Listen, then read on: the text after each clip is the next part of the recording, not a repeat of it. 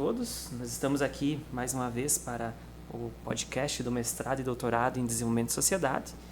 Eu sou o Paulo, bolsista CNPq da instituição, e hoje nós temos aqui dois convidados, né, duas pessoas ilustres, que é o professor Dr. Joel, famoso, muito conhecido. Né? Muito obrigado pela referência. E temos também, né, o mestrando, inclusive da minha turma, o Júnior.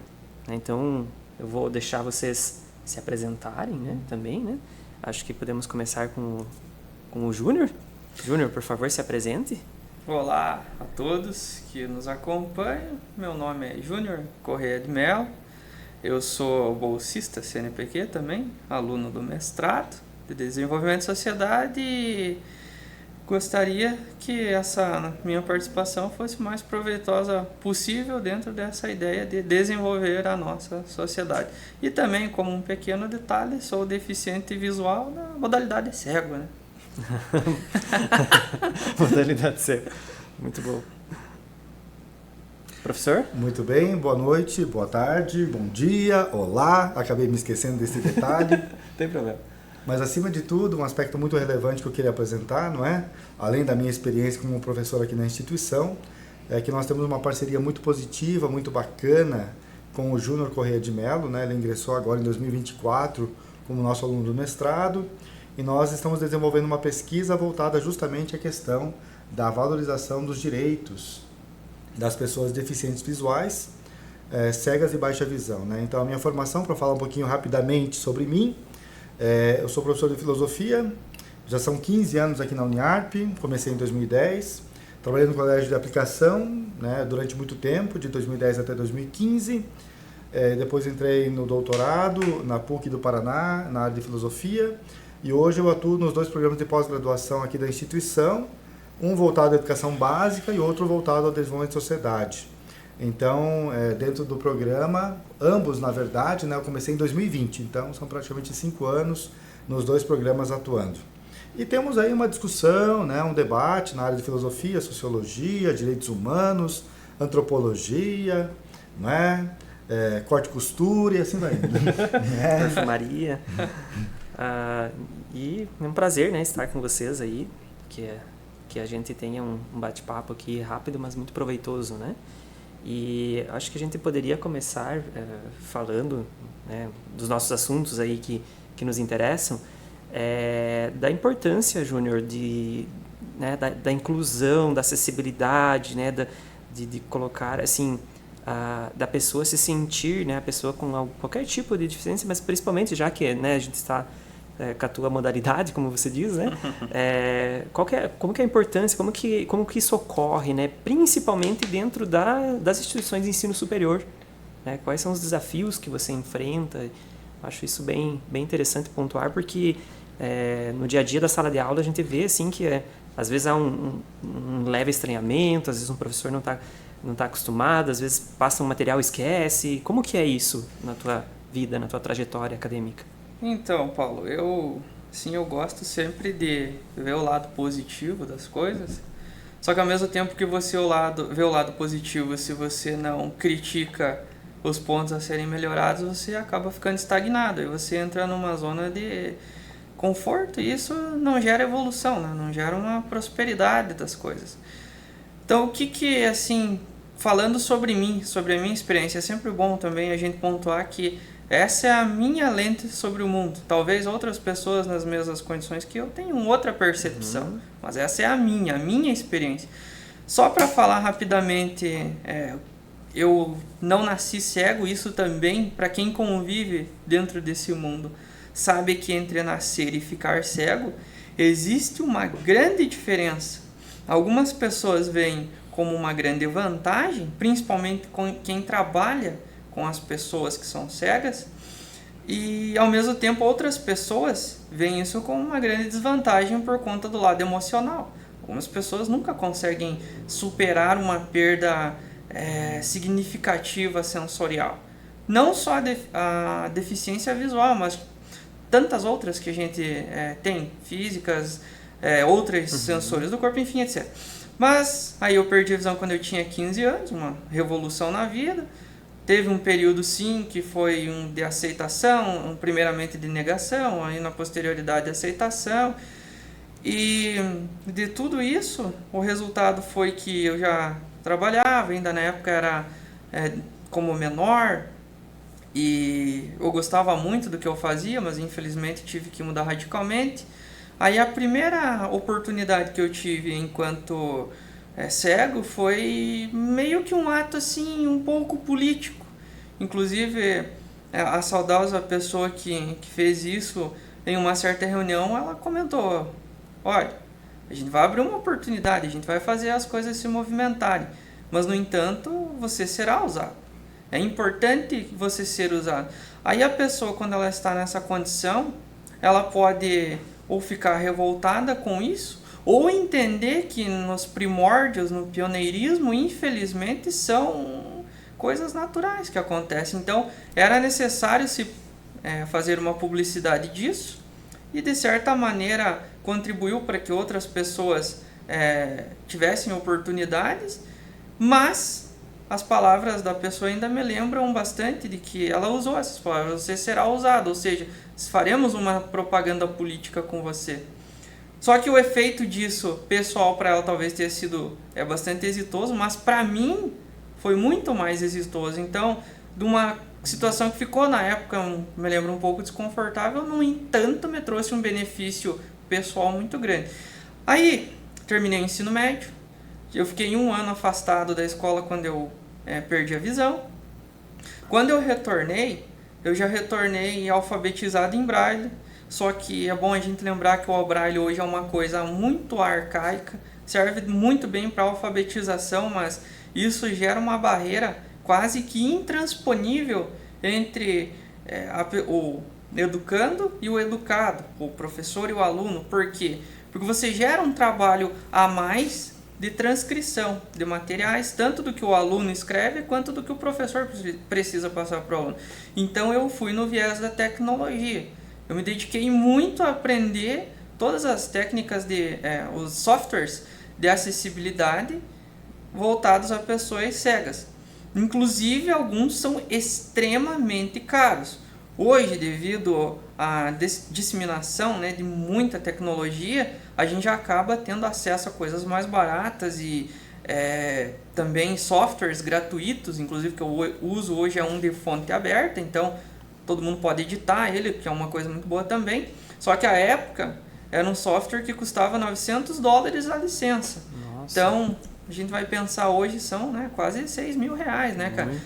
Muito mais talvez do que um próprio notebook, porque o notebook não precisa ser tão potente. Mas já me estendi bastante, chegando à questão mesmo voltada ao ensino superior. Eu digo assim que quando eu tive a oportunidade de chegar dentro da casa, já existiam alguns alunos até que haviam passado por aqui. Não no mesmo curso que eu me formei em Direito, os outros alunos eram de outros cursos. E isso já fez com que a casa entendesse que alunos cegos existiam. Só que se eu disser para você que foi tudo maravilhoso, não foi. Teve dias que, como você mencionou, às vezes o professor esquecia de levar o material, às vezes o pessoal do PAD não tinha o tempo suficiente para transcrever o material, porque, cara, a correria do dia a dia não é uma falta de profissionalismo. Não, a gente não pode ver por esse lado. A gente tem que ver que é mais uma função que o docente assume quando ele tem uma sala para pensar em 30, talvez sejam 30 mais 1. E aí quando você pensa assim no aspecto maior, a gente está falando hoje de deficiência visual, mas e quando chega um deficiente visual, um autista e um surdo? Uhum. São 30 mais 3. Uhum. Entende? Então tudo isso são coisas. Mas a minha experiência, assim, de um modo geral, eu considero ela muito positiva. Assim, problemas de indisposição foi com um ou outro que eu tive, assim, que eu percebi, nunca foi falado. Mas existia, assim, uma certa... A pessoa chegava, às vezes, eu mandava um arquivo, o computador lá, por conta do formato do arquivo, não conseguia fazer leitura, a pessoa ficava do lado... Sabe? Tipo, com aquele, assim, bufando do lado, de novo, que saco, tal, não sei o quê. Isso às vezes causa na gente assim, uma certa... Cara, não é porque a gente quer, é porque a gente precisa. Mas, como eu te disse, 99% do tempo foi muito bom, sabe? Tantos colegas, assim... Só que, me estendendo ainda um pouquinho, a maior dificuldade hoje não é educacional, não é de recurso, não é... Os professores também, na grande maioria, têm sido muito solícitos. A formação hoje já prevê que alunos com deficiência vão chegar até eles. Só que ainda existe muito problema social mesmo com colegas. Por exemplo, tinha um churrasco, cara, ninguém me convidava. O pessoal, às vezes, depois da aula saía para ir pro bar, cara, ninguém me convidava, sabe? Então, esse tipo de coisa, na hora do intervalo, vamos lá na cantina e tal, ninguém convidava pra ir junto. Tipo, não vinha aquele convite do vamos lá, sabe? E não é uma questão de levar a pessoa cega pendurada atrás dela, levar um amuleto, levar um amiguinho de estimação. Não é isso, sabe? É a questão mesmo da convivência, cara. As pessoas, assim, isso, como eu volto a dizer, é a minha lente. Talvez outras pessoas vejam de maneira totalmente diferente, mas a minha experiência foi assim. Eu entendia que eu era um aluno, dentro da parte acadêmica, como todos os outros, provas iguais, idênticas às dos outros, a cobrança idênticas às dos outros, resultados. Sim, se pegar a minha grade curricular, qualquer um pode conferir que eram notas muito boas, mas o aspecto social de convivência foi uma coisa que por muito tempo me machucou bastante. Inclusive ainda hoje, isso às vezes acontece, sabe? Você acaba tendo que aprender a conviver numa sociedade, porém sem amigos. Você é uma pessoa que faz parte, mas você não é a parte do todo. Então não é uma questão de, muitas vezes, de infraestrutura, né? Não. É uma questão cultural, social, né? E a percepção, né, sobre, né? Sim. O professor quer comentar algo? Não, sem dúvida, tem muita coisa para comentar. Mas eu acho que tem coisas muito pontuais na fala do Júnior que a gente poderia retomar aqui, né? Até, inclusive, veja só a comparação que ele faz, né? A ideia de que ele está usando a lente dele para explicar o mundo. Eu me lembrei rapidamente agora de uma autora chamada Ruth Benedict, que ela é muito importante na antropologia, nas discussões da antropologia, porque ela fala o seguinte, olha, a cultura é sempre uma forma que nós usamos para ver o mundo, é uma lente de contato que nós utilizamos para ver o mundo. E nesse caso, é uma questão interessante que o Júnior comenta, não é? É claro, existem várias limitações do ponto de vista da locomoção de pessoas cegas, por exemplo, na cidade de Caçador, as calçadas, não é? A falta de sinalização, a questão do piso tátil, né? Às vezes muitos espaços que são marcados pelas escadas, né? Não tem rampa, mas de todo modo, esse é um elemento que pesa, mas talvez, quem sabe, o que mais importa é a questão cultural e social, como o Júnior comenta. Porque, no fim das contas, não é? Essa ideia que ele fala ao final aqui, que eu achei bem interessante, né? Eu faço parte, mas não faço parte do todo. Eu faço parte, digamos assim, né? Porque eu estou inserido no meio, eu estou na foto. Mas, de qualquer maneira, parece que eu ainda estou excluído. E, no fim das contas, essa é uma grande discussão para todos os segmentos sociais, né? Analise da seguinte maneira. Nós temos uma discussão muito macro hoje, né? Sobre a discussão que envolve as distinções entre homens e mulheres, né? A questão da participação da mulher no mercado de trabalho, a questão do salário. Então, essa é uma discussão muito pertinente. Esse é um aspecto que talvez é o mais evidente, é o mais claro, mas tem tantas outras situações que também nos interessam pensar, porque envolve aquilo que ele vai chamar de minorias. As minorias não significa que é um grupo pequeno de pessoas, mas é um grupo de pessoas que normalmente é colocado à margem, é excluída socialmente. E por isso eu acho que sempre tem essa questão da distinção entre exclusão e inclusão. Existe uma discussão interessante também na sociologia, que eu gosto de trazer, que no Brasil a nossa prática é primeiro excluímos todos. E aos poucos vamos incluindo com base em cotas, em leis, né? E essas leis normalmente elas dão conta de responder um problema que ele é muito claro, mas ele não gera automaticamente a mudança de pensamento, de atitude, de ação, né?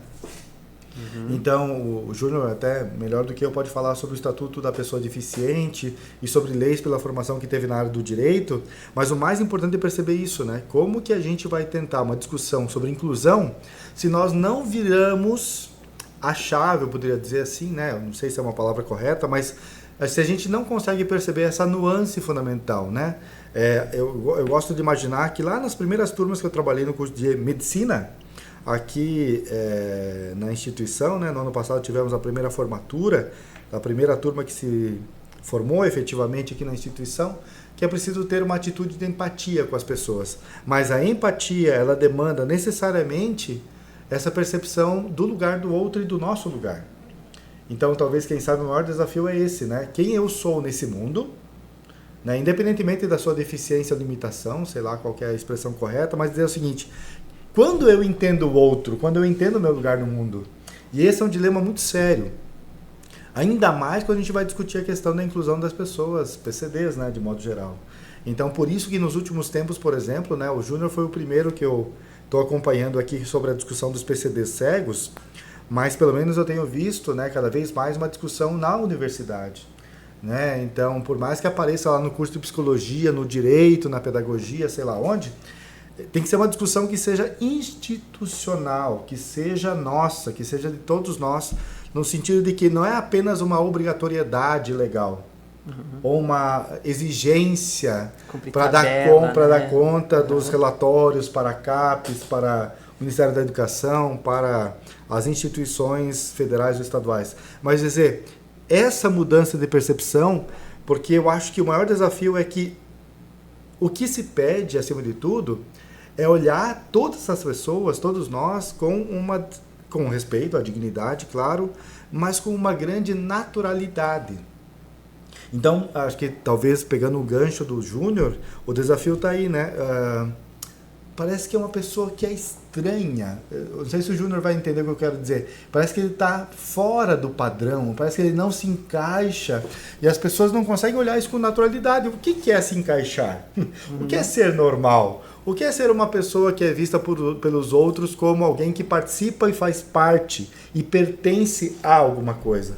Eu acho que esse é um debate muito interessante, mas ele demanda de fato aquilo que a gente está colocando aqui, né? Essa ideia de que nós temos que mudar essa cultura do diferente ou da diferença na perspectiva de que sim, nós temos que mudar, talvez, quem sabe, a nossa lente de contato para ver a realidade, né? E esse é um exercício muito difícil, né? Então eu olho hoje com uma grande serenidade esse desafio.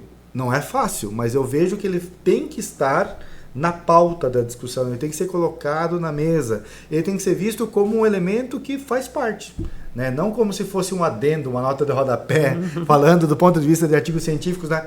Não uma mera nota de rodapé, né? Procure mais, né? Confira mais lendo esse artigo, né? Não, tem que ser uma coisa que esteja no corpo do texto, que esteja inserido na cotidianidade da universidade, né? A próxima pergunta, inclusive, seria, e você acaba citando isso também, né? A questão da pesquisa, né? E você já deu já pincelou isso, né? Então, existem pesquisas hoje muito mais focadas nesse tema, ou ainda está gatinhando isso tudo? Eu vou fazer uma introdução, depois o Júnior continua, ele dá continuidade, porque veja, o primeiro artigo que nós elaboramos juntos, né, que foi publicado até inclusive na revista Ponto de Vista Jurídico aqui da Uniarp, né, que foi a primeira produção conjunta, né, com o Júnior aqui, como é que é o universo dos PCDs cegos, por exemplo, no mundo da penitenciária? Né? Então, digamos assim, veja que a gente comentou agora há pouco, né, sobre o mundo da exclusão social, né? De modo geral, nós excluímos todo mundo e a gente vai inserindo com base em leis, em normas, em decretos e assim vai indo. Então, se o mundo da penitenciária é um lugar, digamos assim, visto com maus olhos do ponto de vista genérico da sociedade, imagina então uma pessoa que é PCD que está nesse local, como é que ele é encarado, como é que ele é visto, como é que ele é compreendido. E isso foi uma produção que eu achei muito interessante, né? Além de outras que nós estamos fazendo juntos, né? Também com o professor Zarte, outros colegas aqui também da instituição. Até inclusive a gente publicou agora na revista Gralha Azul, que é do TJ do Paraná, de Curitiba, Um texto bem interessante, discutindo também outras questões que estão ligadas ao mundo dos PCDs com a professora Ana Azevedo, que é coordenadora do curso de Direito de Fraiburgo, a professora Sibeli, que é coordenadora do curso de Psicologia de Fraiburgo, o Júnior e eu. E a gente está discutindo essas questões. Existem produções? Existem. Mas se a gente for colocar do ponto de vista local, o Júnior que me ajude aqui, são pesquisas incipientes, são pesquisas assim, introdutórias, que nós estamos começando a discutir sobre isso. E aí vai demandar também a outra discussão acerca dessa revitalização da associação das pessoas cegas aqui da nossa cidade. Então, por isso, tudo isso é, na verdade, para dizer o seguinte, olha, durante um certo tempo houve uma discussão. Ela foi colocada em stand-by. Ela foi adormecida. Ela foi esquecida, até poderia ser a palavra. E agora nós queremos colocar ela em evidência. Nós temos que colocar isso em evidência, porque, querendo ou não, a nossa micro-região ela tem um número significativo de pessoas cegas, mas elas não são representadas, elas não são vistas. Não tem voz. Aí tá. Então, nesse sentido, essa pesquisa toda, ela tem essa intenção, né? Não somente no mercado de trabalho, que é um elemento importante, claro, né? Mas, acima de tudo, nesse sentido de resgatar a dignidade dessas pessoas que muitas vezes são esquecidas, relegadas, né? Então, esse é um aspecto muito interessante. Então, tem pesquisa? Tem. Tem grupos nacionais, internacionais que pesquisam isso? Tem. Mas, do ponto de vista, assim, do meio oeste, ou da região do Vale do Alto Vale do Rio do Peixe, nós temos poucos debates ou poucas discussões sobre isso, né? Júnior, não sei se quer complementar. No mesmo sentido do que o professor falou, obviamente que com muito menos bagagem, né, com muito menos experiência na área da pesquisa, agora que eu estou começando e, de certa maneira, também a minha ideia de pesquisa, o meu viés, ele é sempre bastante focado. Então, eu não tenho, assim, uma vasta experiência como o professor tem.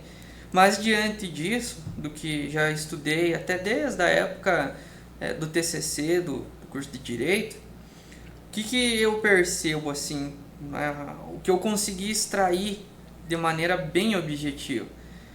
Quando a gente olha para causas sociais, elas meio que se resolvem quando causas, principalmente nesse nosso mundo ocidentalizado, as causas econômicas começam a surgir. Quando você volta um pouco no tempo, na Segunda Guerra Mundial, quando você teve uma grande safra de pessoas deficientes, assim, do ponto de vista como um excedente ali da guerra, como... Existe uma palavra correta que agora me fugiu, mas o resultado propriamente dito da guerra, né, foi muita gente com deficiência, sem braços, sem pernas, amputações, cegueira, surdez, e aí começou a faltar gente no mercado de trabalho. Então não foi uma ação, ninguém sentou lá e pensou, nossa, coitado dessas pessoas, ou usei a palavra coitado, porque naquele tempo era o que se via. E se a gente retroceder ainda um pouco, a gente tem a figura da igreja. Não vou aqui citar uma determinada, mas uma que foi muito forte no cristã, principalmente. O que acontecia?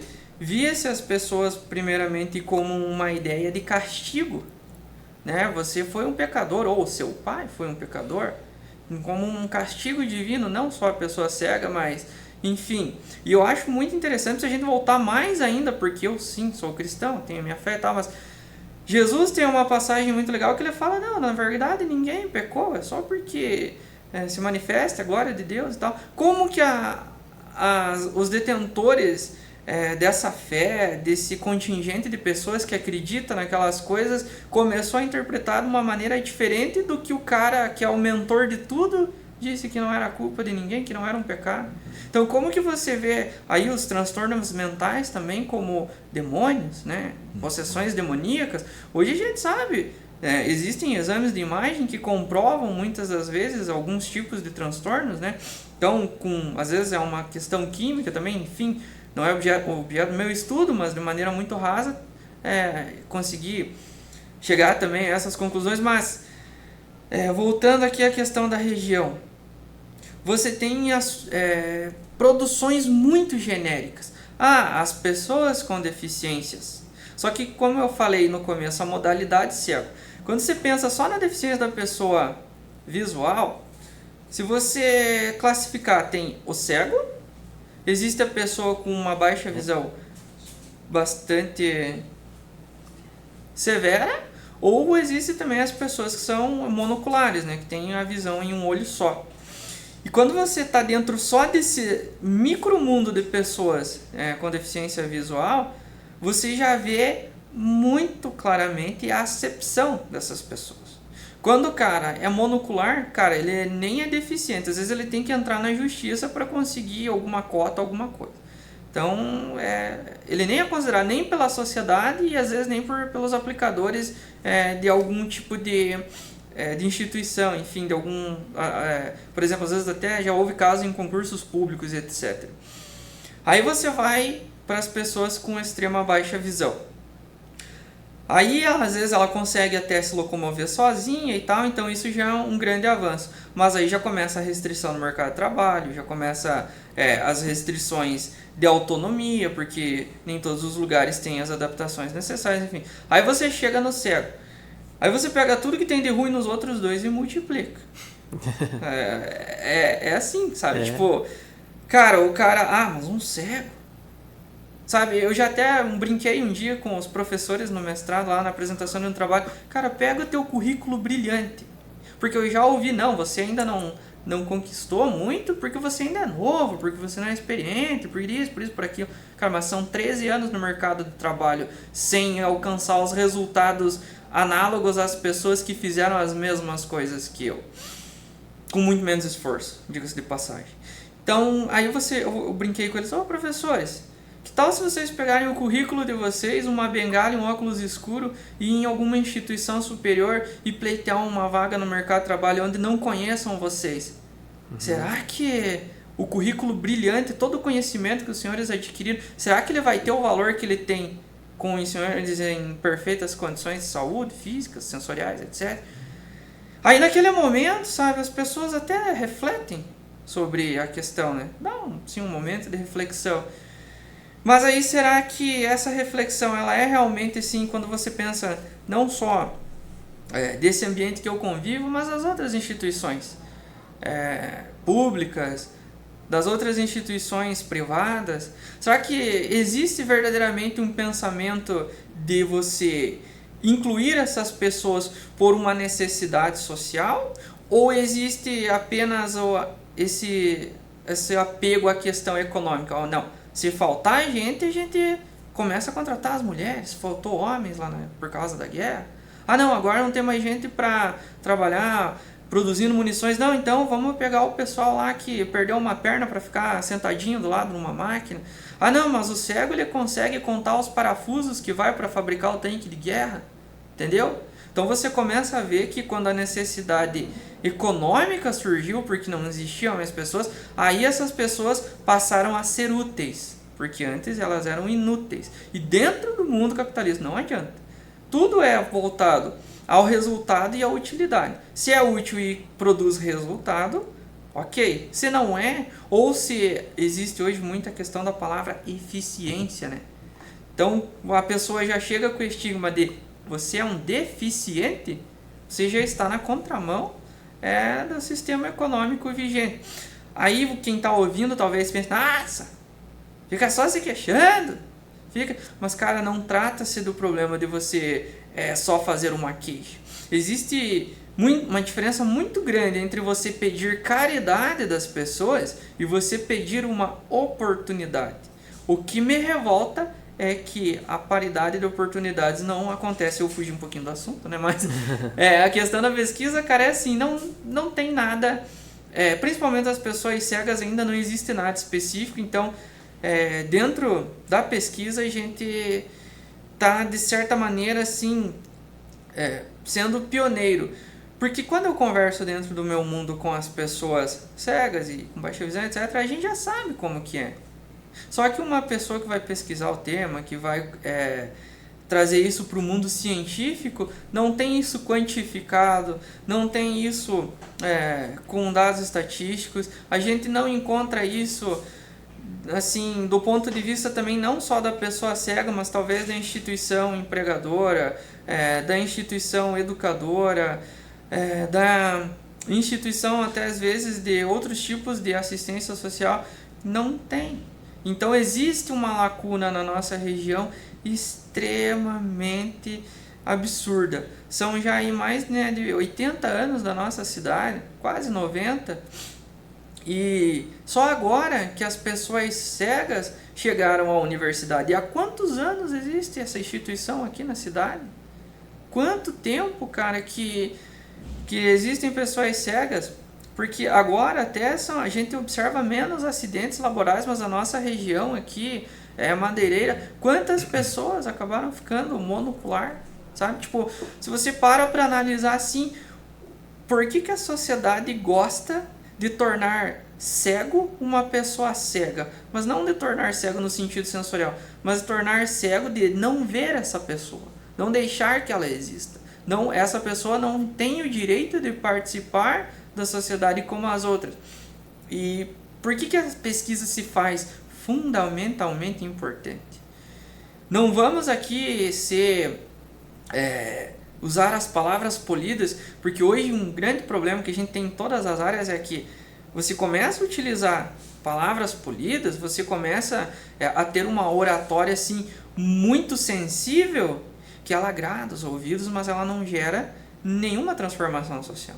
Não adianta falar de maneira muito bonita, só que o resultado ser horrível.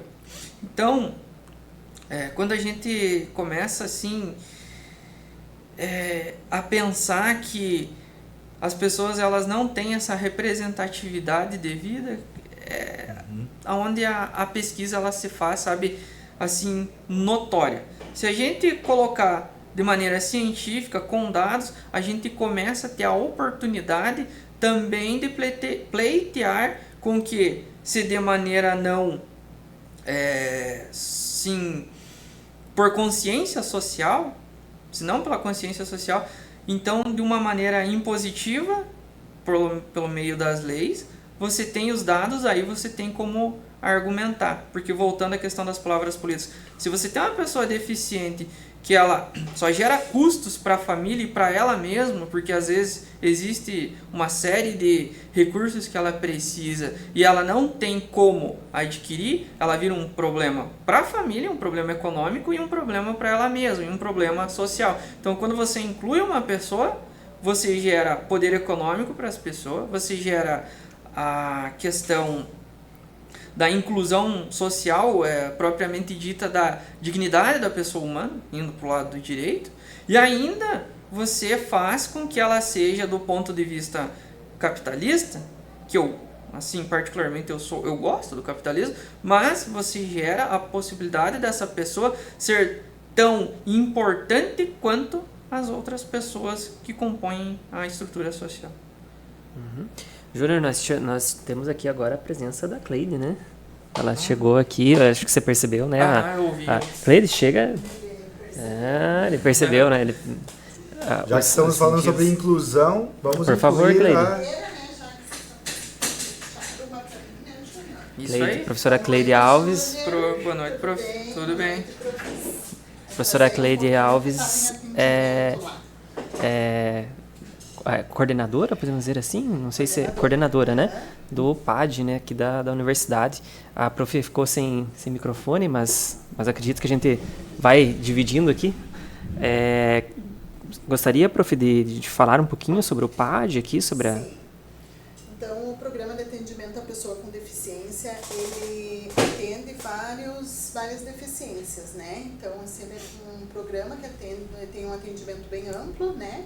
Com atendimento de alunos com deficiência intelectual, física, auditiva, visual, transtorno do espectro autista, né? Que hoje é uma deficiência que está crescendo muito, né? Então a gente está recebendo muitos laudos, né? Então é um atendimento bem amplo, né? A gente faz o atendimento pedagógico, psicopedagógico e psicológico também, né? O Júnior, ele realizava a prova, né, Júnior? Sim. Juntamente com o auxílio das profs, né, do PAD. Então ele realizava a prova e a gente auxiliava na hora de passar o gabarito, né? Então era a única ajuda que o Júnior necessitava, né, do professor na hora da realização da avaliação, né, quando ele estava na graduação, né, no ensino superior. A gente chama isso de ledor, né? Sim, ledor. Então, assim, na verdade, a gente não precisava fazer a leitura, não precisava fazer a prática do ledor, né? O ledor, como que ele se configura? Quando ele faz a leitura da prova, na interpretação dessa prova, né? A gente, na verdade, ele nem do ledor ele precisava, né, Júnior? Porque você sempre utilizava de uma ferramenta, né? Sim. No computador dele, que ele realizava a prova. Então, a gente somente utilizava de estar preenchendo o gabarito. Então, ele fazia a prova, ele tinha uma autonomia, sempre teve uma autonomia muito grande, né? Então, assim, essa necessidade de uma adaptação para o Júnior, na verdade, ele sempre teve uma autonomia muito grande. Então, a gente somente passava o gabarito, né, Júnior? Toda a leitura, toda a realização da interpretação da prova, nós nunca precisamos de intervenção com ele, né? A gente tem alunos com deficiência que a gente tem que fazer a leitura da prova e auxiliar na interpretação. Não era o caso do Júnior, né? Então, assim, hoje a gente tem mais de 70 alunos em atendimento, né, de todas as deficiências, né? Então, assim, é um programa que a gente está crescendo muito, né? A gente já está ampliando o número também de profissionais, né? Hoje nós já somos em 9 profissionais dentro do PAD, né? E é um programa bem importante para esse público, né? Hoje a gente já tem uma organização bem diferente de alguns anos atrás, né? Que se focava mais em uma deficiência só, né? Que era muito a surdez, né? Um deficiente auditivo, né? Então hoje, quando chega a demanda da matrícula, a gente já recebe o laudo. Então é muito rápido, né? Muito rápido essa via de encaminhamentos, né? Muitas vezes o aluno estava dentro da sala com deficiência e a gente não sabia, né? Então agora já está muito mais organizado esse fluxograma dos encaminhamentos, né? Então, assim, às vezes antes de realizar a matrícula, os pais já vêm conversar com nós e já traz o aluno, né, o filho junto, como aconteceu agora à noite. Então, a gente já faz essa conversa antes com os pais e com a família, né?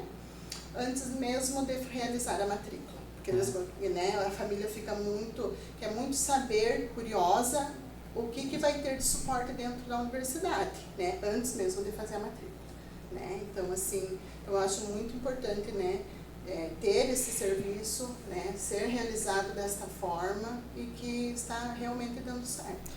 E o nosso foco aqui é mestrado e doutorado, mas assim, isso contempla todos os níveis, né, dentro da universidade, né, desde o aluno lá do colégio, né, que também tem esse acompanhamento com provas adaptadas, né, da educação básica e tudo mais, até o doutorado, né. Então nós temos todo esse leque, né, dentro dos níveis. Júnior, gostaria de, assim, uma coisa que durante a tua fala acho interessante pontuar, assim, você tem uma pessoa, alguém, assim, que você considera, assim, que foi um suporte para você, assim, na graduação, na tua vida acadêmica como um todo, assim, que você gostaria de citar, assim, tipo, nossa, essa pessoa aqui ajudou eu enfrentar, né, me ajudou em tal aspecto e tudo mais, e que seja importante reconhecer aqui? Cara, nesse sentido, é muito legal, sabe? Tipo, existem pessoas que eu não sei porquê, elas já têm uma certa empatia natural por outras pessoas, independente da questão. Mas, sim, sempre, quando variavam as fases, conforme eu ia passando, teve 2 colegas em especial, assim, que sempre me acompanharam, assim, de maneira bastante, como é que eu vou usar uma palavra? Isso, próxima, sabe? Tipo, uma delas foi a Eduarda Krieger Faé. Ela praticamente foi quase toda a graduação junto comigo e quase todas as fases, assim, ela era uma aluna, assim, que ela tinha oportunidade de sentar com qualquer outro colega para fazer um trabalho, mas ela, sempre que possível, ela estava sentando junto comigo. E isso era uma coisa, assim, que partia de um ponto de vista espontâneo dela. Nunca teve uma obrigatoriedade, obviamente, de nada. E teve uma outra colega também, que era uma coisa muito interessante, que por muitos anos, mais de 10 anos, eu fui professor do projeto Pescar do Grupo Framport, e eu dei aula para uma aluna lá, no tempo que ela ainda era adolescente, e como eu demorei um pouquinho mais que o tempo regulamentar para fazer a minha graduação, porque eu troquei de ideia no meio do caminho, eu comecei na psicologia e acabei mudando para o direito, ela, ao mesmo tempo que ela foi minha aluna, um pouco tempo depois ela foi minha colega, então ela também acabou me acompanhando, sabe? Então a Patrícia também foi, Patrícia Eller, também foi uma colega assim que, respondendo essa pergunta que você me disse, foram duas pessoas que fizeram assim esse papel de, vamos dizer assim, talvez de amigo, sabe? Eu não diria de acompanhante, mas eu posso dizer que eu fiz 2 amigos dentro do período da graduação, foram essas 2 pessoas. E agora, coincidentemente no período do mestrado, um colega assim que eu tenho talvez mais afinidade com ele é o Acauê. Talvez pelas nossas interesses em carros e etc, e coisa velha, a gente não percebeu. Esses dias atrás a gente foi andar de triciclo. Olha só. Coisa muito legal. O Acauê, eu não sei quantos carros o Acauê tem, mas é bastante. Acho que se juntar todos não dá um, mas... O Acauê é filho, para quem não conhece, né, o filho do professor Clayton, né? Conhecido por ser filho do professor Clayton, mas que agora é professor nosso aqui também, né? Júnior, foi citado aqui, o professor Joel citou, então aqui vamos ver quem que vai complementando as informações, mas foi citada uma associação, né? Uma associação aí que tá voltando, está sendo reativada, né? Poderia falar mais sobre essa associação? Tá. E o professor, quem sabe, complementar depois, principalmente na parte da contribuição, do mestrado, como que, né, do projeto e tudo mais, essa parceria? Eu vou falar assim, de maneira mais breve possível, porque já falei demais, para passar para o professor. A associação, ela foi fundada com base até no nome dela, assim, foi uma homenagem à primeira professora que trabalhou com as pessoas cegas em Caçador, que foi a Aurélia Bertotto. Ela infelizmente acabou falecendo precocemente em um acidente, então a professora que veio já logo na sequência, que abraçou a educação especial principalmente voltada às pessoas cegas, a professora Ivonete Badiluc, que hoje ela trabalha na Fundação Catarinense de Educação Especial, ela que deu esse pontapé inicial na associação com a comunidade cega da época. A época foi muito bom, sabe? Isso foi mais ou menos ali em 2007, 2008 que aconteceu esse movimento. Inclusive, eu consegui aquele estágio que eu mencionei lá no começo com uma reunião através dessa representação que a associação trouxe às pessoas cegas dentro da cidade, que existia sim um contingente grande de pessoas cegas ou com baixa visão. Então esse contingente precisava de demandas e ele precisava ser ouvido. Aí, por uma série de questões, cara, quando você envolve o serviço, o trabalho voluntário, as pessoas elas acabam fazendo seu trabalho voluntário, obviamente porque elas precisam viver, nos seus momentos vagos, né, nas suas horas vagas. Então a associação sempre acabou se tornando, assim, com o passar do tempo, aquela coisa, o segundo plano de todo mundo. E quando essa professora que era assim, a corda ou o elo que fazia todas essas pessoas caminharem mais ou menos juntas, resolveu seguir a sua carreira, dar, né, novos ares à sua carreira e ir em busca de novas oportunidades, passou o bastão para outras pessoas que acabaram se dispersando e a associação foi minguando até que ela entrou em stand-by. E quando eu também entrei no mercado de trabalho formal, pela questão de ponto, de você não poder ficar saindo, o meu trabalho é dentro da indústria, então eu não tenho uma liberdade de estar em vários lugares durante o expediente, é um trabalho diferente. Isso também me afastou da associação. Então eu também fui uma dessas pessoas daquele contingente inicial que acabou se dispersando. E agora, quando a gente quando eu fui aceito no mestrado como aluno, trazendo essa demanda de estudar, de pesquisar as pessoas com deficiência visual dentro da cidade, principalmente no mercado de trabalho, o professor Joel, juntamente com os outros professores, levantaram também a possibilidade de a gente estar encaminhando um projeto junto à FAPESC para ir fomentar um estudo maior, mais abrangente ainda do que tão simplesmente a minha pesquisa. Ele foi aprovado dentro da casa e na FAPESC também.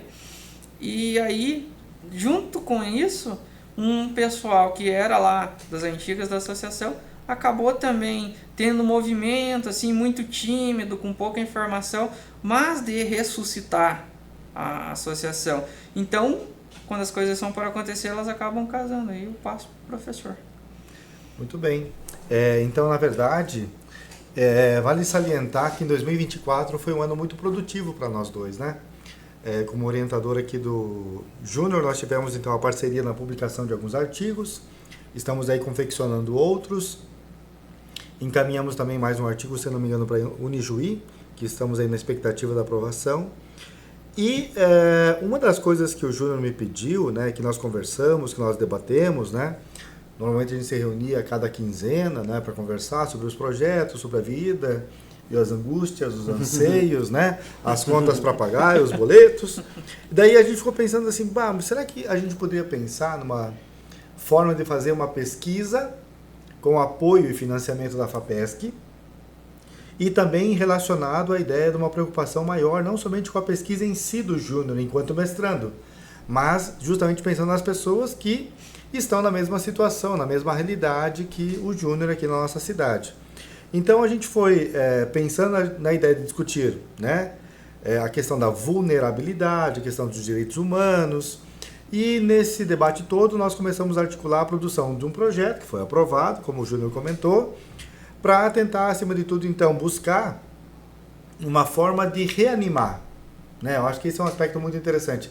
Essa ideia, né, de você justamente imaginar que você precisa estimular, reanimar as pessoas para que elas possam efetivamente se reorganizarem. Porque a nossa ideia, né, então, querendo ou não, é claro que eu acredito, né, essa é uma discussão interessante com o Júnior já mais de uma vez, né, que depois do mestrado a amizade continua. Com certeza. Mas que a gente possa agora, assim, ajudar esse primeiro passo, para que a gente possa efetivamente reestruturar essa organização da Associação dos Cegos aqui da nossa cidade. Então, o que a gente fez, né? Escrevemos um projeto, estamos então alinhando alguns contatos na nossa região. Então, qual foi a minha primeira ideia, né? Eu acho que eu vou pensar, assim, eu pensei assim num processo inverso. O pessoal sempre pensa no local e depois no global, né? Eu pensei diferente. Eu primeiro tentei entrar em contato, então, com a Associação Latino-Americana dos Cegos, que tem uma base, uma sede em Montevidéu, no Uruguai. E a gente pensou assim, então vamos lá conhecer, ver como é que é, né? O que eles fazem, né? Como vivem, como né? Aquela ideia, como se alimentam, o que comem, o que esse pessoal faz aí, né, no Uruguai.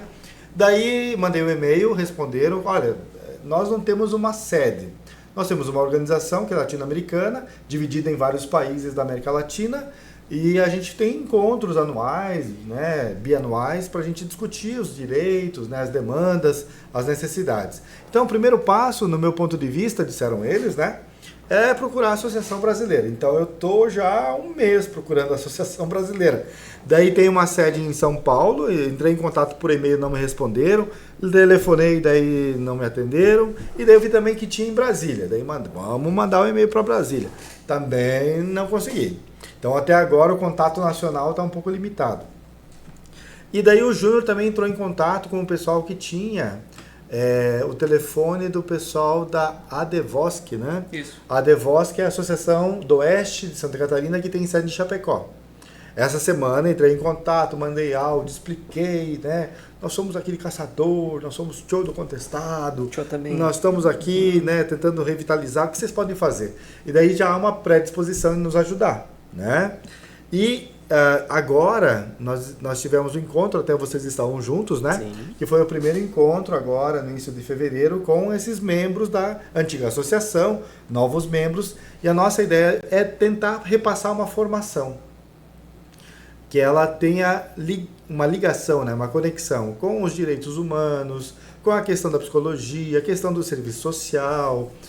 Então, qual que é a nossa ideia? É chamar os professores da casa para que a gente possa ter uma formação mensal, bimestral, não sei, para discutir algumas questões fundamentais, a fim de que nesse processo essa galera realmente encontre essa revitalização, esse reânimo na possibilidade de refundar mesmo, praticamente seria isso, né? A ideia de uma refundação dessa associação, que ela está paralisada, né, como o Júnior comentou, mas que ela tem aí já um bom número de pessoas que estão interessadas, ou essas pessoas são cegas, ou elas são baixa visão, ou elas têm algum tipo de deficiência ligada à visão. Então a nossa principal preocupação é essa, né?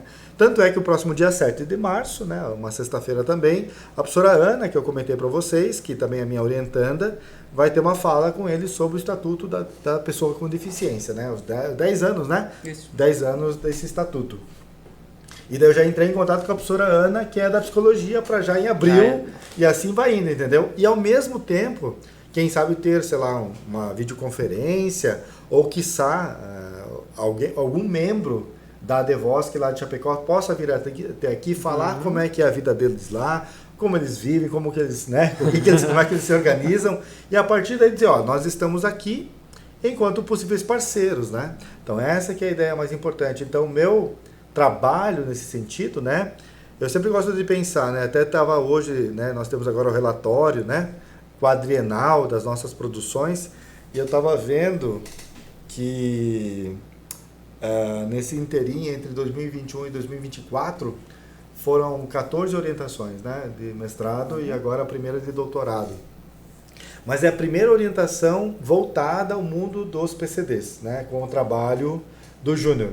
E agora com a Ana também. E agora também com a Cibele. Então, está aparecendo, do corpo, né? Tá aparecendo assim no meu mundo de pesquisa, nessa discussão a partir da realidade dos PCDs, né, que até então não era uma problemática que eu estava pesquisando, mas que agora é algo que me motiva a pensar um pouquinho mais, né? Como que a gente pode pensar de uma maneira honesta? Eu acho que talvez essa é a questão, né? Já tentando encerrar minha fala, eu acho que essa é a grande questão do Júnior, né? A gente percebe uma certa angústia, até uma certa ansiedade na fala do Júnior, mas que ela está ligada a essa questão de dizer honestamente essa situação da nossa condição de atendimento aqui na instituição, daí por isso a Cleide falando, né? E essa ideia de realmente tornar visível aquilo que voluntariamente é invisível. Acho que esse é um ponto interessante que o Júnior comenta, né? Ou seja, além da questão da invisibilidade dos cegos de não poderem ver o mundo, há uma cegueira que ela é intencional daqueles que podem ver, mas não querem.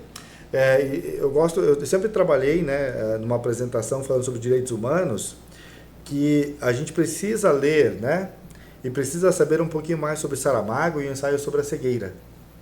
Então tem o texto, né, tem um livro que é famosíssimo e tem até um filme que foi feito no Brasil, se não me engano, sobre o ensaio da cegueira, né, e que justamente a única pessoa que podia ver, ela tinha esse papel não apenas de guia daqueles que estavam temporariamente cegos, mas de mostrar, dizer, descrever e ajudar. Então, esse é um aspecto importante, porque no fim das contas, né, eu acho que essa é a temática que o Júnior mais bate na tecla, né, é a questão da representatividade, né, o que a gente quer dizer aqui acima de tudo isso. Quando se fala sobre esse mundo dos PCDs, falta representatividade, porque quem fala sobre não vive a experiência daqueles que vivem essa condição. Então, esse é o aspecto mais desafiador. Então, nosso trabalho é de apoiar, de acompanhar, de ajudar e, quiçá, né, oxalá, como dizem, né, essa palavra que eu acho tão bonita, realmente tornar essa associação algo que tenha depois autonomia, porque é isso que eles mais querem, que mais precisam, essa autonomia para depois dizer, a gente agradece, mas a partir de agora a gente tem os contatos, nós temos essa possibilidade de pessoas que já passaram por isso e que dão essa retaguarda, né, esse subsídio para que eles possam depois continuar vivendo de forma organizada, né? Acho que esse é o aspecto mais importante, né? E, claro, nada vem fácil, tudo tem as suas limitações, né? Mas é para dizer assim, né? Eu lembro do Mário Sérgio Cortella, né? Quando fala sobre a filosofia, né?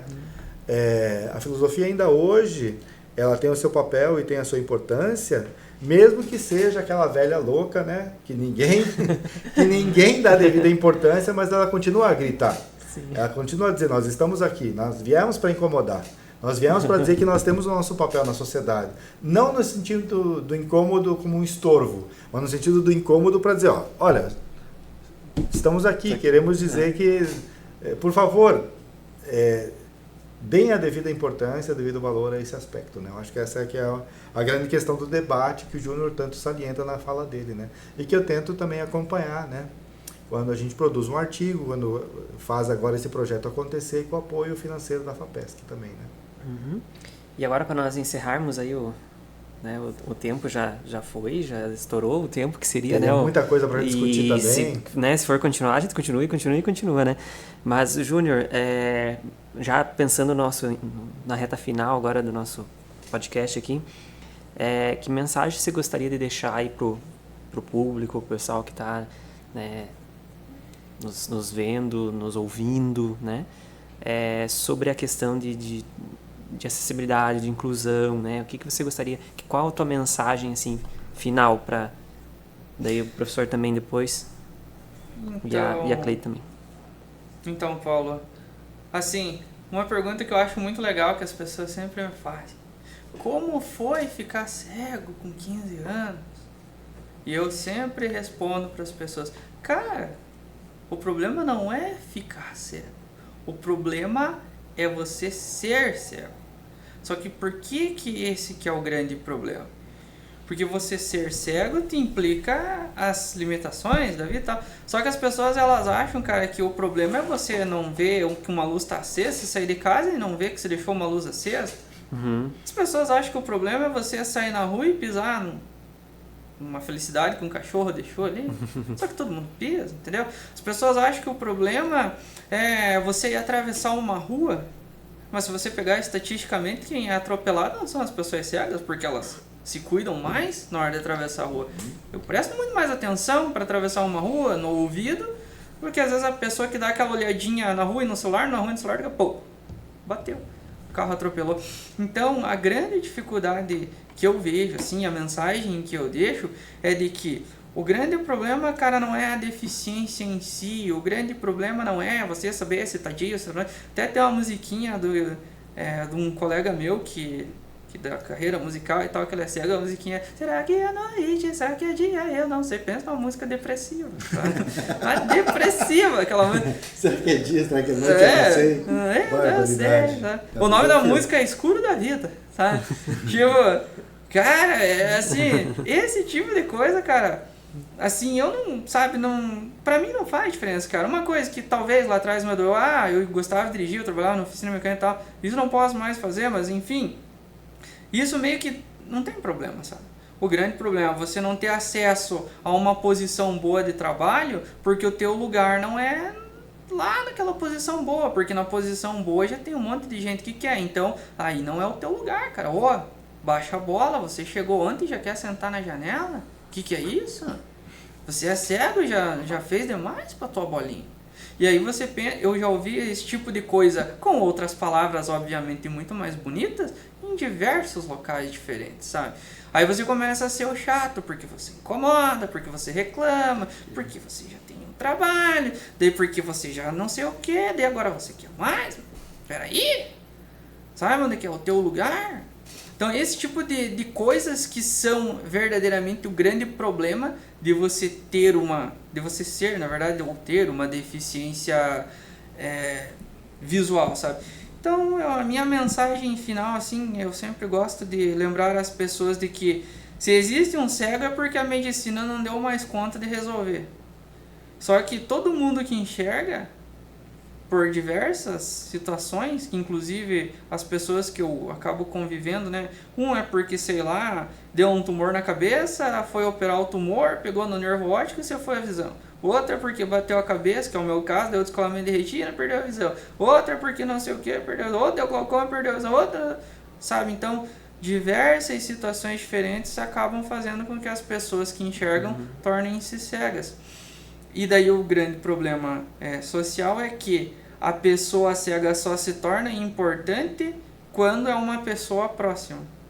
As pessoas que estão em cargos de comando, seja lá onde for, seja numa empresa privada, seja numa instituição filantrópica, seja de outra natureza, de que não voltar às pessoas, mas ela só se torna importante, ela só se torna visível, ela só se torna um ser humano quando é ligada a uma pessoa politicamente influente ou economicamente influente. Até chegar nessas pessoas, a deficiência não, assim, ela não faz parte do convívio, ela não é verdadeiramente importante. Então, cara, assim, a minha grande questão com a questão das pessoas com deficiência visual é de que, se a gente voltar na história e pensar na primeira escola de cegas do Brasil, que hoje se chama Instituto Benjamin Constant, já é um grande fundamento para o meu trabalho. Porque o Benjamin Constant, ele foi só um amigo do rei, do imperador lá da época, que foi colocado como diretor da escola. O verdadeiro fundador da escola é um cego, que foi para Paris, que estudou lá, que se especializou com o instituto lá do Louis Braille, voltou para o Brasil, lutou muito para conseguir abrir uma escola, só conseguiu abrir essa escola porque o filho de um médico real lá, do império da época, acabou ficando cego, então ele precisava de educação, aí esse outro cego foi para lá, levou a demanda até o cidadão lá que mandava no Brasil à época, e o instituto foi aberto, o Instituto dos Meninos Cegos do Rio de Janeiro. Só que quando veio a época de fazer o devido reconhecimento, quem foi reconhecido foi alguém que só foi posto lá para ter um emprego, um cargo público na época. Então, se acontecia 500 anos atrás, 300, 400 anos atrás, isso na verdade foi lá em 1800, hoje não é diferente, cara. Hoje os louros sempre são colhidos. Eu não tenho assim nada contra, obviamente que nada contra toda e qualquer ação voltada à pessoa com deficiência, só que me dá nos nervos em todo lugar onde a pessoa com deficiência deve ser reconhecida e representada, não sei o que, não é uma pessoa com deficiência fazendo isso. Sendo que existem pessoas capacitadas, pessoas que estudaram, que se qualificaram, que trilharam todo aquele caminho, só que chega na hora de aparecer na foto, aí não é a pessoa com deficiência. Ou seja, o deficiente hoje, enquanto business, ele é maravilhoso. Quando ele gera emprego, nossa mãe do céu, sabe? Vamos fazer um curso de não sei o que, de inclusão, nossa, cara do céu, é muito legal. Agora, quando é para a pessoa com deficiência ocupar o local no mercado de trabalho, quando é para ela ter um salário bom, quando é para ela ser, sei lá, o representante, o coordenador, o diretor, seja lá o que for, aí não, aí deu, né? Quando uma instituição às vezes cria eu não vou citar nomes aqui porque a ideia é criticar a situação, porque isso é uma situação em geral, não uma situação de um ambiente só especificamente. Mas existem instituições muito importantes no Brasil que têm núcleos voltados ao trabalho da pessoa com deficiência. Aí você vai dentro da instituição, a instituição não cumpre a cota. Aí você vai nesse núcleo, as pessoas do núcleo que estão ensinando as outras empresas a incluírem as pessoas, não tem uma pessoa com deficiência, e não estou dizendo nem cego, não tem às vezes um cadeirante, que o cara só não caminha, cara, mas vai de cadeira de roda para qualquer lugar, entendeu? Então, quando você pensa enquanto business, tem uma meia dúzia de pessoas empregadas lá dentro, trabalhando para ensinar as outras empresas a incluir as pessoas, aí é ótimo. Agora, colocar uma pessoa lá como participante do processo, aí não, né? Aí chega. E eu gostaria de agradecer a participação, falar mas era nesse sentido, agradecer também a oportunidade, agradecer a casa, agradecer de ter sido também aceito, né, no curso de mestrado, agradecer o professor que é meu orientador, um filósofo mais psicólogo do Brasil, porque tem que ficar aguentando as minhas lamentações em vez de me orientar na pesquisa. Eu falo, Júnior, tem que cobrar umas consultas aí, tem que cobrar uma parte da bolsa pra ele. Eu falo pra ele que eu sou fã dele. Eu também. A gente é fã dele. Sou muito fã. Viu, Júnior? E como que faz pra entrar em contato? Assim, poxa, gostei e tal. Como que faz pra entrar em contato com a instituição, com a associação? E como que faz pra entrar em contato com você? Cara, comigo é muito fácil, né? Só me procurar, Júnior Correia de Mello. Tô no Instagram, tô no TikTok, tô no Facebook. Tá nas mídias, tá? Então, aí tá na rede. Tamo por tudo. e através de um contato comigo, ou procurando até mesmo dentro das redes sociais aí a sigla ADVAB, né, a Associação de Cegos e Caçador, inevitavelmente o algoritmo vai te levar até pessoas que hoje estão novamente participando desse movimento, e através desse contato com elas, você vai ser direcionado dentro de um grupo, que hoje a gente está novamente alimentando ele, né, foi na verdade criado agora recentemente, do WhatsApp, onde a gente está concentrando inicialmente essas informações para, a partir do momento que a coisa engajar e ganhar corpo, a gente voltar a ter uma rede social própria da ADVAB, a gente voltar a ter assim, uma coisa bem institucionalizada. Prof. Cleide, suas considerações e... Então, assim, eu agradeço muito o convite, né? A gente fica muito feliz de ver o Júnior levantando essa demanda e essa bandeira, porque assim, nós que trabalhamos com as pessoas com deficiência, eu digo assim, trabalhamos desde lá da educação básica até ensino superior, né? Então a gente vê essa angústia que o Júnior traz, né? Nós sentimos essa angústia, como nós fosse uma pessoa com deficiência, porque nós que trabalhamos com eles muito próximo, a gente sente tudo isso, por quê? Porque a gente faz o contato de sala de aula, a gente faz a escuta deles, porque muitos alunos, eles vêm semanalmente para atendimento, então eles trazem essa angústia de não estar incluído no grupo, de ter aquela rejeição, não somente no mercado de trabalho, mas aqui mesmo, no ensino superior, lá na escola, na educação básica. Então essas angústias já são de muito tempo, né? Da pessoa com deficiência em geral, né? Não mesmo de uma deficiência específica, né? Então assim, o autista tem dificuldade da interação. O deficiente físico tem a questão da mobilidade, né? Que ele tem também essa trava, né? O auditivo, muitas vezes, fica olhando para as pessoas e se não tiver o intérprete ali na hora para dizer para ele o que está acontecendo, para fazer essa tradução, ele não consegue saber. E muitas vezes eles ficam bravos, né? Para não ter essa contrapartida. Então, assim, cada um tem sua especificidade. E dentro dessas especificidades, a trajetória deles é árdua. Isso eu digo porque eu sempre estou perto e sempre a gente faz essa interlocução dentro de sala de aula, fala com os professores. Às vezes, muitas vezes, chega o laudo antes do que o próprio aluno. Então, é mesmo, eu entendo essa angústia, tudo que o Júnior traz, né? Não são lamentações de maneira nenhuma, mas é a realidade, é o real. Então, assim,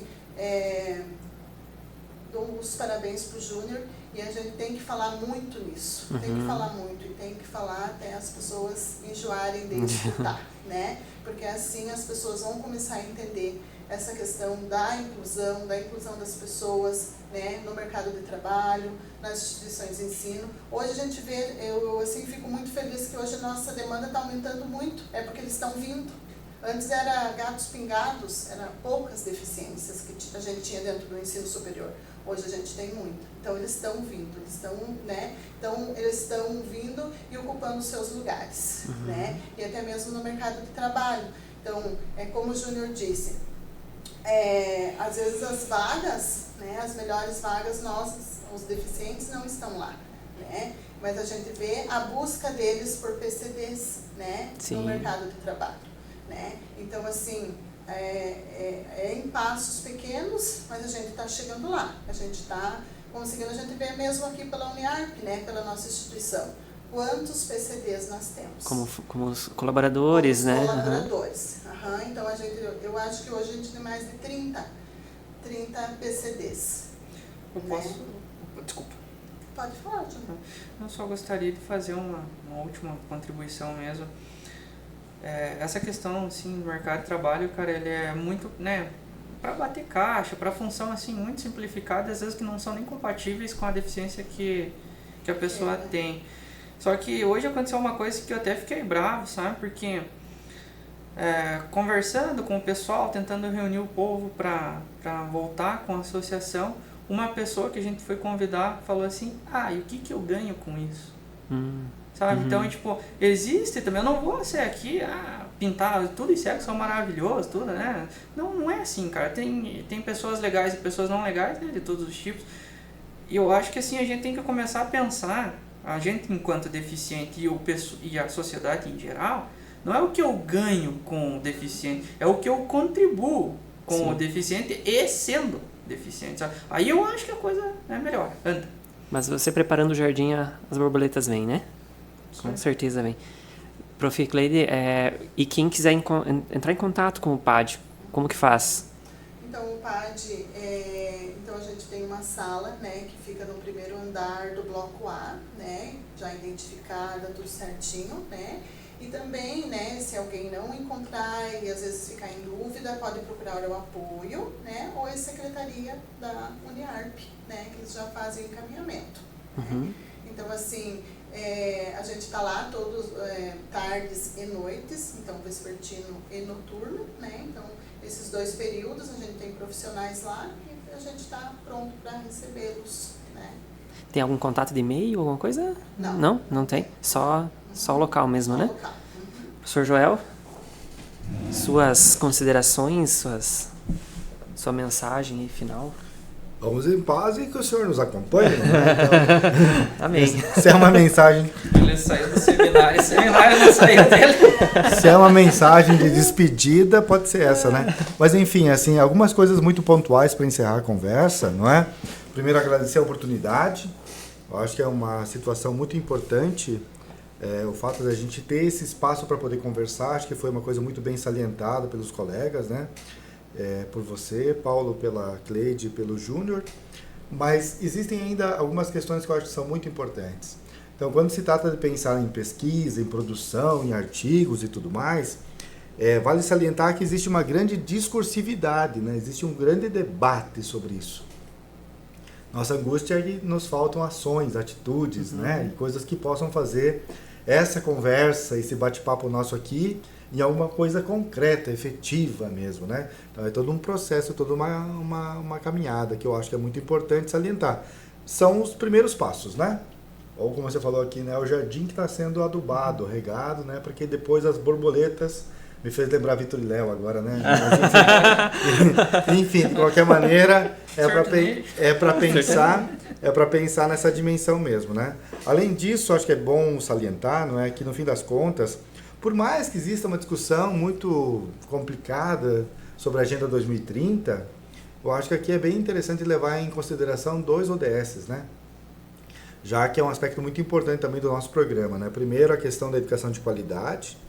Essa ideia de realmente discutirmos, analisarmos, pensarmos as questões ligadas a direitos humanos, grupos vulneráveis, e a questão da redução das desigualdades, né? Reduzir o DS10, né? Que são os 2 que eu mais estudo, tentar dentro das atitudes, ações, né? Reduzir as desigualdades, que somos um país por si só desigual, mas ainda mais quando se trata da questão dos PCDs, né?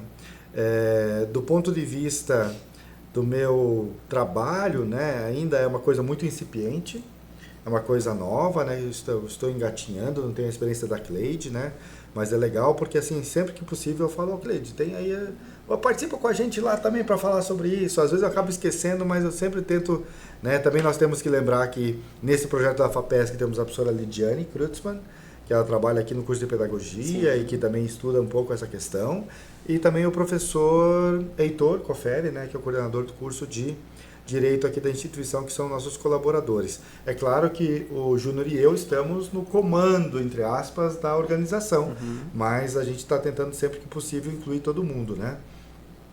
E acho que a grande questão que nos desafia pra caramba no mundo de hoje, não é? É discutirmos honestamente, acho que volto com essa palavra, né? A inclusão do outro, né? Existe um texto que para mim é maravilhoso, assim, eu sou muito suspeito em falar, que eu sou um cara que no mundo da filosofia acabou gostando de um cara que sempre foi meio rejeitado, que é o Habermas, é um autor alemão, que a gente já pensa, né? Então, o cara é alemão, já escreve umas coisas difíceis, as traduções que vêm para o português, você tem que ler, reler, triler, quadriler. Você fala assim, será que eu entendi? Acho que entendi. Mas ele tem um texto, né, que se chama exatamente isso, né? Os desafios contemporâneos da inclusão do outro. Quem é esse outro que está diante de mim, né? E é sempre essa ideia também de um pensamento do reflexo, né? O outro que eu vejo é um reflexo de mim mesmo, né? Essa ideia do espelho, né? Sim. E essa questão cultural que é talvez o debate mais desafiador, né? E quando a gente vai trabalhar essas questões da inclusão é um pouco isso, né? Por que eu tenho tanta dificuldade de aceitar o outro, né? Essa estranheza do outro que causa um certo medo, até uma certa ideia de espanto, né? Mas ao mesmo tempo dizer, ele é igual a mim, ele tem desejos, tem angústias, tem medos, tem aspirações, né? Ele só quer ser incluso, ele quer participar, né? É mais ou menos aquela ideia de você participar, né? Até faz lembrar o tempo da escola, não é? Eu sempre fui muito mal no futebol, então meu papel era ficar no gol, mas eu tanto queria trabalhar lá no ataque de vez em quando, né? Mas aí, mas você não tem habilidade, você não tem jogo de corpo, você não tem cintura, que é malemolência para jogar futebol. Mas essa é uma questão interessante só para comparar, não sei se tem sentido ou não, mas a minha cabeça faz sentido.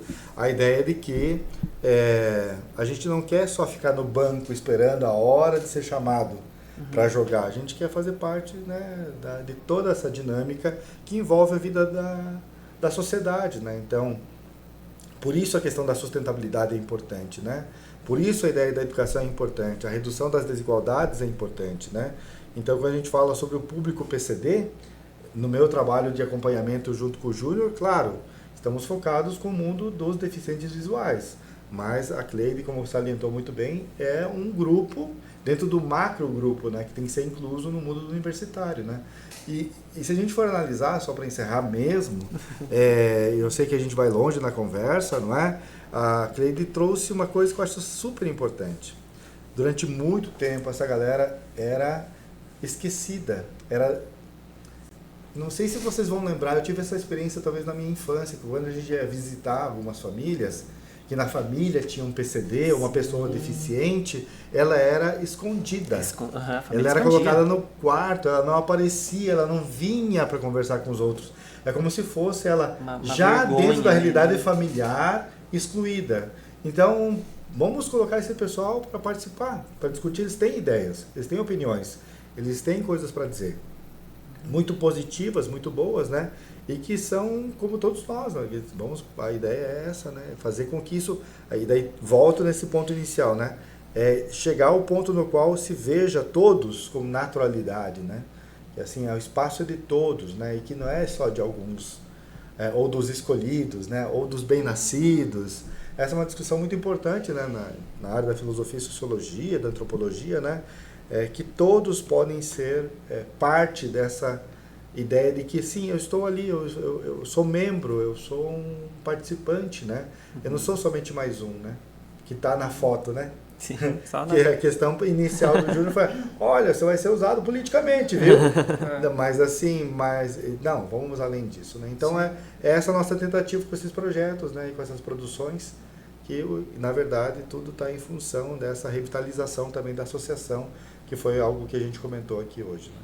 Então, parabenizar o... Opa, pode falar, Júnior. Só tem mais uma coisa, uma palavra que o Só professor... tem mais uma. Só tem mais uma. Não, mas essa realmente não pode deixar de não ser registrado. O professor, quando ele menciona, né, tratar as questões com honestidade. Algum tempo atrás, aí, um debate muito assim, intenso que houve na mídia, você pega os humoristas... E eles são constantemente processados por diversas instituições, etc., por conta de piadas de cunho bem de mau gosto. Só que a pergunta que eu faço, essas pessoas que têm o poder na mão, têm a caneta na mão, quantas vezes que elas processaram um humorista famoso para ir dar entrevista no jornal? Quantas vezes elas foram fazer a função dela de fiscalizar se as instituições, se as empresas estão cumprindo com o papel lá, nem que seja com as cotas, que não é a melhor maneira. Mas quantas vezes aqueles promotores que vão lá dar uma entrevista, não, porque isso é um absurdo, porque não se fala mais isso, porque é contra a dignidade da pessoa humana, infringe os direitos fundamentais. Cara, uma piada, se ela é de mau gosto, o máximo que ela te causa é um mal-estar. Agora, o promotor não tirar lá o seu... Isso é um debate interessante. Sabe, assim, para não usar a palavra chulas, mas não sujar o sapato dele para ir para a rua fazer um trabalho de campo para saber o que realmente muda a vida das pessoas. Só que daí o que muda realmente a vida das pessoas não traz holofote, aí o cara não faz. Então volta naquela coisa. Quando é um ganha-ganha, vale a pena a luta. Quando é um ganha, mas não ganha muito, ou um ganha-perde, daí não vale a pena, sabe? Muito bem. Então, para encerrar, né, queria parabenizar, Júnior, você pelo trabalho, né, pela disposição aí de estar correndo atrás e a gente sabe que o esforço é maior, não tem como, né? A gente sabe que no fundo que os desafios e a gente enfrenta um pouco e agradecer pela oportunidade que tem, assim, porque a gente vai aprendendo também junto. Olhando ali, né, o que você está passando e essa tua angústia e tudo mais, a gente vai aprendendo também. Agradecer a Cleide, que tantas vezes nos socorreu também, né? Precisa de palestra, chama a Cleide, ela topa. Então, obrigado, Cleide.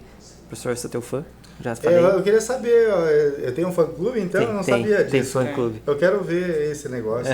Tomara que, né, no meu epitáfio, no meu sepulcro, né, aqui jaz um sujeito que teve um fã-clube. Obrigado, João. Valeu, tranquilo. Valeu. E agradecer o João, ele não está mais ali, deu uma saidinha, mas agradecer o João e o Adelino, que não pôde estar, né, mas o João veio socorrer aí por nos ajudar na técnica, né, que tá uma correria ali, porque, né, o Adelino teve alguns probleminhas, mas agradecer eles, que sempre estão à disposição aí de nós quando precisamos. E bye bye. Valeu, muito obrigado. Tchau. Até a próxima. Bom dia, boa tarde, boa noite. Valeu.